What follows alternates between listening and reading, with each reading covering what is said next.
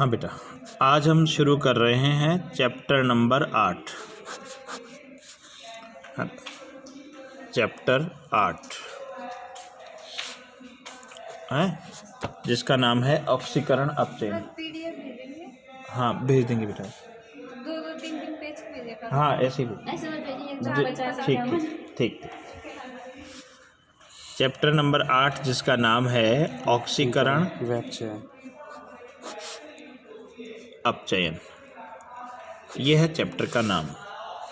ठीक है बेटा, सबसे पहले हम लेंगे ऑक्सीकरण। सबसे पहले हम लेंगे ऑक्सीकरण। है ऑक्सीकरण क्या होता है सबसे पहले तो, है ना। देखिए, ऑक्सीकरण में आपने छोटी क्लासों में पढ़ा है कि 4 चीज़ें होती है। सबसे पहले तो ऑक्सीजन का जुड़ना, ऑक्सीजन का योग या जुड़ना। ठीक है। दूसरा हाइड्रोजन का निकलना, हाइड्रोजन का निष्कासन।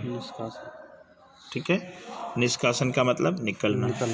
तीसरा हो जाएगा आपके ऋण विद्युतीय तत्वों का योग, ऋण विद्युतीय तत्वों का योग।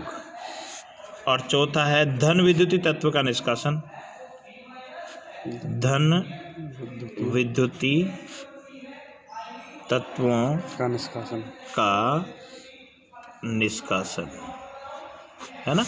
और 5वीं और बहुत ही इम्पोर्टेंट कंसेप्ट है इलेक्ट्रॉन का निकलना, इलेक्ट्रॉन का निष्कासन। ठीक है, ये 5 कंसेप्ट जिसमें होते हैं, ये 5 चीज़ें जिसमें होती है, उन सबको ऑक्सीकरण कहते हैं। तो हम सबसे पहले लेते हैं ऑक्सीजन का योग। ऑक्सीजन का योग है ना। किसी भी तत्व के साथ अगर ऑक्सीजन जुड़ती है तो हम कहेंगे कि उसका ऑक्सीकरण हुआ है। ठीक है, जैसे C है, इसकी क्रिया अगर हम ऑक्सीजन से कराते हैं तो यहाँ CO2, यहाँ कार्बन अकेला था, इसके साथ ऑक्सीजन जुड़ गई तो हम कहेंगे कि कार्बन का क्या हो गया, ऑक्सीकरण। योग हो गया। हाँ, ऑक्सीजन का योग हो गया तो कार्बन का क्या हो गया, योग, ऑक्सीकरण। ठीक है। इसी तरह से जैसे सल्फर के साथ अगर ऑक्सीजन जुड़ जाती है तो SO2, यहाँ सल्फर का ऑक्सीकरण हो गया। ठीक है, समझ में आ गया। तो ये तो हो गया ऑक्सीजन का जुड़ना यानी ऑक्सीजन का योग, ये हो गया। ठीक है। दूसरा एग्जाम्पल हम लेते हैं हाइड्रोजन का निष्कासन। हाइड्रोजन का निष्कासन, हाइड्रोजन का निष्कासन का मतलब होता है हाइड्रोजन का निकलना। ठीक है बेटा, हाइड्रोजन का निकलना।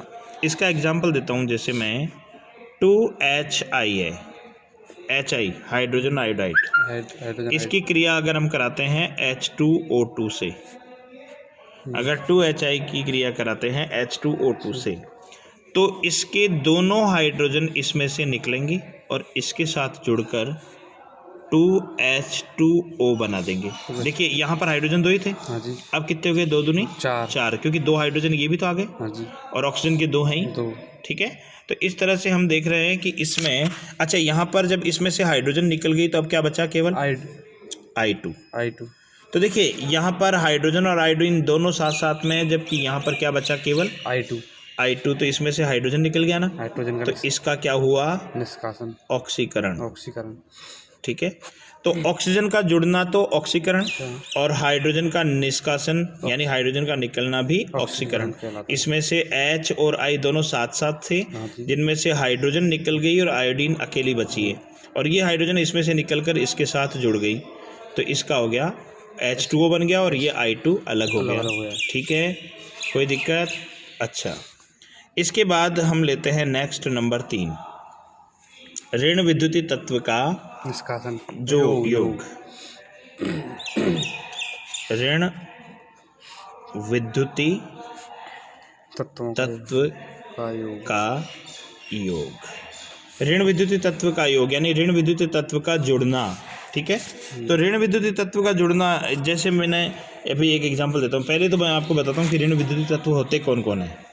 जैसे फ्लोरीन, हेलोजन जितनी भी होती है ना, फ्लोरीन, क्लोरीन, ब्रोमीन, आयोडीन, ये सब जिनकी विद्युत ऋणता ज़्यादा है उनको ऋण विद्युतीय तत्व कहते हैं। और ये आवर्त सारणी के दाईं ओर होती हैं सारी, समूह 17 में होता है ना इसमें। हाँ, नाइट्रोजन भी है ऋण विद्युतीय, है ना, लेकिन उससे भी ज़्यादा विद्युत ऋणी ये है समूह। हाँ, बहुत से हैं, एक ही नहीं, 5 ही नहीं, समूह 17 के तत्व है ये, है ना, लास्ट से एक पहले वाला समूह 17, ठीक है। तो ऋण विद्युतीय तत्व का योग तो फ्लोरीन, क्लोरीन, ब्रोमीन और आयोडीन, ये सब अगर जुड़ती है तो उसको भी हम कहते हैं ऑक्सीकरण, है ना। ये ऋण विद्युतीय है ना, तो इनका जुड़ना क्या कहलाता है, ऑक्सीकरण। जैसे FeCl2, 2FeCl2 है, इसमें एक Cl और जोड़ दूं मैं, तो एक पे एक Cl जुड़ेगा तो 2 पे कितने जुड़ेंगे, 2, तो ये बन जाएगा 2FeCl3। तो यहाँ पे Cl का केवल 2 है, और यहाँ पे Cl के कितने हो गए, 3। तो ऋण विद्युतीय तत्व घट रहा है कि बढ़ रहा है, बढ़ रहा है। तो इसका भी क्या हुआ, ऑक्सीकरण, ठीक है, समझ में आ गया। इसी तरह से ये एक एग्जाम्पल और दे सकते हैं अपन, जैसे SnCl2 है, इसकी क्रिया अगर हम SnCl2 की क्रिया अगर हम Cl2 से कराते हैं 2NCl, तो ये बन जाएगा SnCl4, क्योंकि 2 पहले से है और 2 और जुड़ गए, 4 हो गए। तो यहाँ पर देखिए SnCl2 के साथ Cl के कितने ऋण विद्युतीय तत्व, 2 हैं, और यहाँ ऋण विद्युतीय तत्व कितने हो गए, 4। तो यहाँ पर इसका क्या हो रहा है, ऑक्सीकरण। यहाँ पर इसका हो रहा है ऑक्सीकरण। समझ में आया, बोलो बेटा। अच्छा, अब देखो इसके बाद आ जाओ धन विद्युतीय तत्व का निकलना, ठीक है, धन विद्युतीय तत्व का निकलना।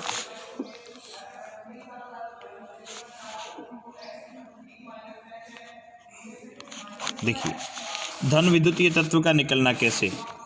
अब अगर मैं यहाँ पर 2Ki है, इसमें धन विद्युतीय तो ये है, जो लेफ्ट साइड में होता है वो धन विद्युतीय होता है, जो राइट साइड में होता है वो ऋण विद्युतीय होता है। ध्यान रखना हमेशा, जो लेफ्ट साइड में होती है धातुएं हमेशा धन विद्युतीय होती हैं और अधातुएं ऋण विद्युतीय, लेफ्ट साइड, हाँ, राइट साइड में ऋण विद्युतीय और लेफ्ट साइड में धन विद्युतीय। तो इसमें पोटेशियम तो धनावेशित है यानी धन विद्युतीय, और आयोडीन ऋणावेशित ऋण विद्युतीय। इसमें से अगर ये निकल जाएगा तो इसका ऑक्सीकरण हो जाएगा, क्योंकि हम क्या पढ़ रहे हैं, धन विद्युतीय तत्व का निष्कासन, है ना। हम क्या पढ़ रहे हैं नेक्स्ट, देखिए ये चौथा, धन विद्युतीय तत्व का निष्कासन, है। धन विद्युतीय तत्व का निष्कासन में इसकी क्रिया Cl2 से कराएंगे, किससे, Cl2 से, है ना। तो जब इसकी क्रिया Cl2 से कराएंगे तो ये Cl2 और ये K, ये दोनों मिलकर क्या बना देंगे, 2KCl बनेगा ना। और आयोडीन अकेला बचेगा यहाँ पर, आयोडीन I2। तो यहाँ पर Ki 7 था, अब यहाँ पर आयोडीन अकेला बचा, तो इसमें से क्या निकल गया, पोटेशियम निकल गया, यानी धन विद्युतीय तत्व निकल गया। तो इसका भी क्या हो रहा है, ऑक्सीकरण। समझ में आ रहा है बेटा। अच्छा, तो ये हो गए 5, 4 हो गए, है ना। ऑक्सीजन का जुड़ना, देखिए मैं फिर से बता दूं एक बार, ऑक्सीजन का योग, है ना, कार्बन पे ऑक्सीजन जुड़ रही है, CO2, तो CO2 बन गया, ये ऑक्सीकरण हो गया, है ना। इसमें भी सल्फर पे ऑक्सीजन जुड़ गया, SO2 बन गया, ये भी ऑक्सीकरण हो गया। हाइड्रोजन का निष्कासन, देखिए ये HI था, इसकी क्रिया H2O2 से कराते हैं, तो हाइड्रोजन इसमें से निकलकर इसमें आ जाएगा, इसमें जुड़ गया, तो H2O2, तो ये जब H2 इसके साथ आ गया तो ये बन गया H2O, और ये बन गया आयोडीन अकेला, है ना, ये बच गया आयोडीन अकेला। तो ये भी क्या हो रहा है, ऑक्सीकरण हो रहा है ना।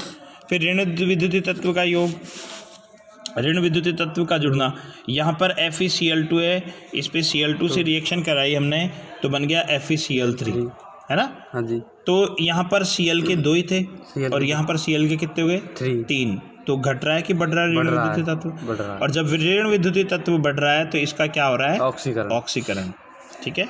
इसी तरह से इधर में आ जाओ, यहाँ पर SnCl2 था, इसकी क्रिया कराई हमने Cl2 से तो बन गया SnCl4। तो यहाँ SnCl2 यानी कि क्लोरीन के केवल 2 हैं और यहाँ पर बन गया SnCl4, यानी कि 2 से क्या हो गए 4। तो ऋण विद्युतीय तत्व जुड़ रहा है कि घट रहा है? जुड़ रहा है।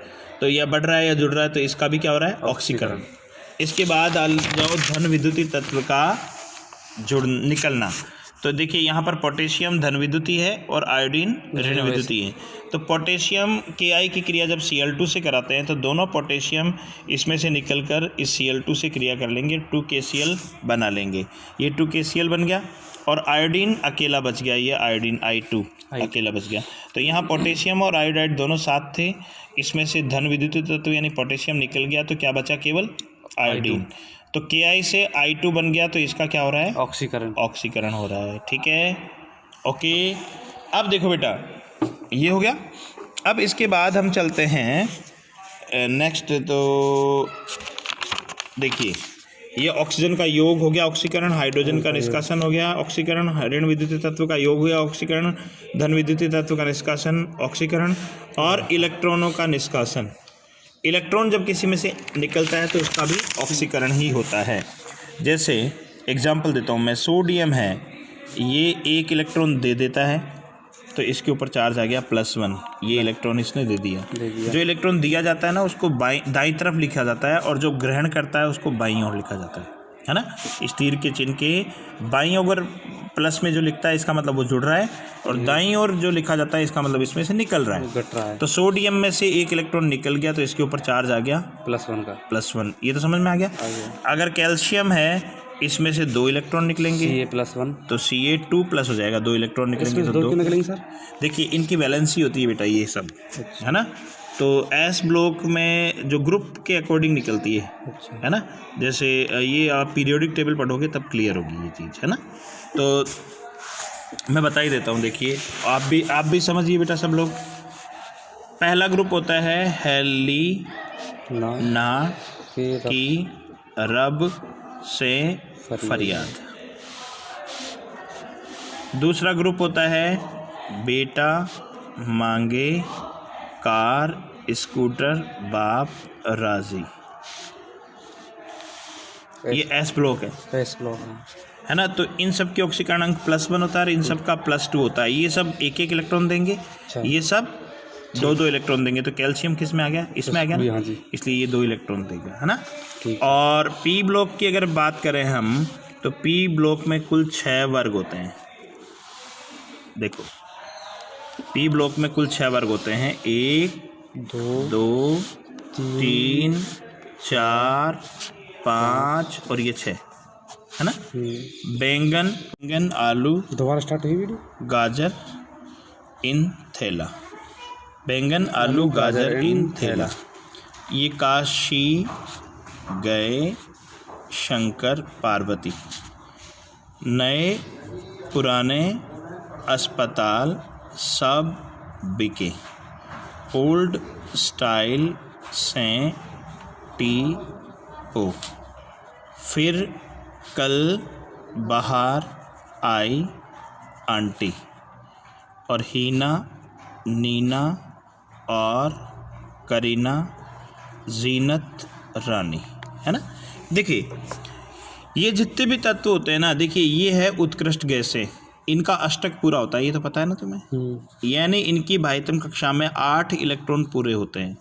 तो इनका इलेक्ट्रॉन विन्यास होता है NH2NP6।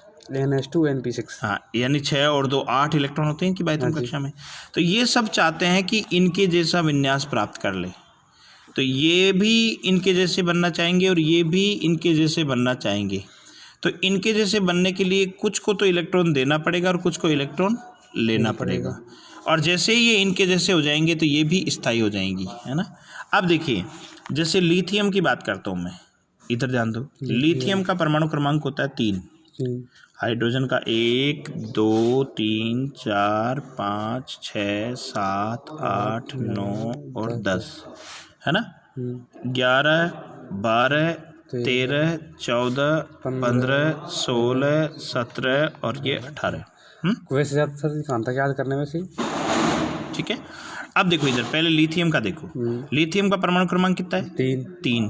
तो ये चाहेगा कि उत्कृष्ट गैसों जैसा बन जाए, अब इसके नज़दीकी उत्कृष्ट गैस, इससे ठीक पहले उत्कृष्ट गैस कौन सी है? हीलियम। और इसके जस्ट बाद उत्कृष्ट गैस कौन सा है? नियॉन। तो ये चाहेगा कि या तो मुझे हीलियम जैसा बना दो या मुझे नियॉन जैसा बना दो। अगर लिथियम हीलियम जैसा बने तो इसके पास 3 इलेक्ट्रॉन है और इसके पास 2 इलेक्ट्रॉन। तो इसको इसके जैसा बनने के लिए क्या करना पड़ेगा? एक घटना पड़ेगा, एक इलेक्ट्रॉन निकालना पड़ेगा। और नियॉन जैसा बनने के लिए देखिए इसका 10 है और इसका 3 है, 7 जोड़ना पड़ेगा, 7 लेने पड़ेंगे।